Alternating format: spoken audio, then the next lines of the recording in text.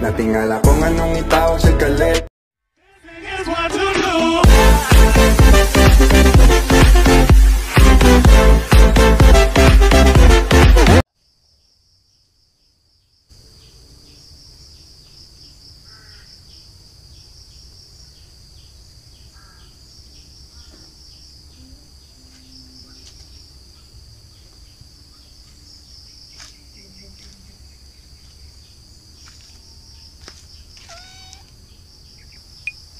Hey, what's up mga ka-single forever, no? So ngayon lang tayo nakabalik ulit ng ng pagbablog. Ayun ang bike ko. Yun ang bike ko, may ilaw na. May light yan. Yan. Maraming klase niyan sa paglight. May isa pa dito. Ayan pa. Oh. Ayan pa mga ka-single forever. Ayan. Saka yan, steady. Pero ayoko ng ganito kasi pag ganito, madali mo lubat. Mas okay ganyan.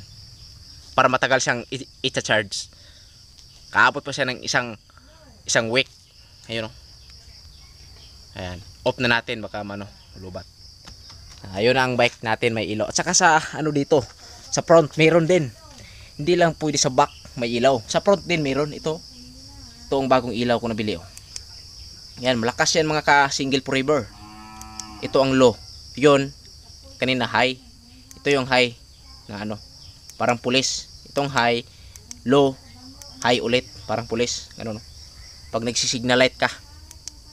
Yan mga ka-single. Tsaka, mga ka-single forever. Itong dalawang nabili na para sa bike ko. Ang nakakatibay nito is may sirbato pa ito, may buto, no, ayun, no. Pag tuplokin natin ito, magsa-sound siya, ayun, no.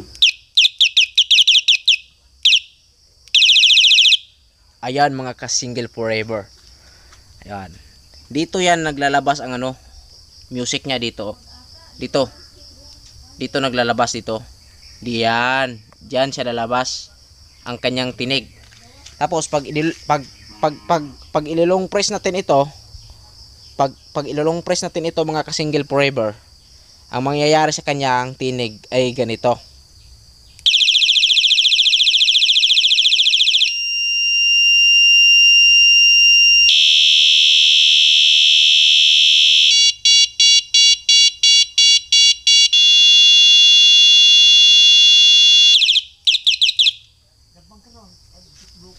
Yan mga ka-single forever. So ayun, okay ng bike natin. Ayan, mga ka-single forever, no. Yan, no.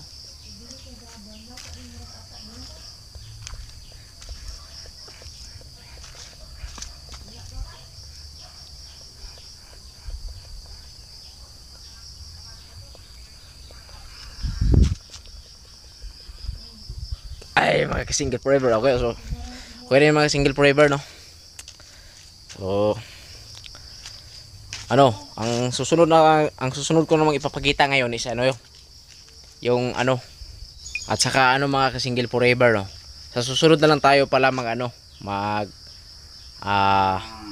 papakita ng requirements saka mag-vlog sa school kasi no time pa tayo ngayon kasi wala pa tayong money. I need money pa. Magbibinta pa ako ng mga kunting item para may money tayo pambili ng snack, merienda para hindi masyadong stress pag nagta-travel tayo ng malayo ba. So ang ipapakita ko muna ngayon sa inyo ay yung loob ng bahay ko, yung bahay ko na luma at saka yung bahay ko na bago. So let's go. Hey, so what's up mga ka-single forever? Ito na pala yung loob ng bahay namin mga ka-single forever. Yan ang dito ako matutulog sa lumang bahay kasi yung bagong bahay is wala 'yon. Sila lang natutulog doon, mga visitors lang. Itong view ng loob ng bahay namin. Yan, buong view yan. Yan, hindi na makita sa malayo kasi madilim na. Asa ka sa kaliwang bahay ko naman na bago. Ito yung view. Yan mga ka-single forever, yun ang bahay nila. sa kalawang bahay. So itong bahay na to is hindi to sa akin. Sa kanila rin ito. Kasi sila ang gumawa nito, di ba? Yan, may ilaw pa yan. Yan. Ito ang loob.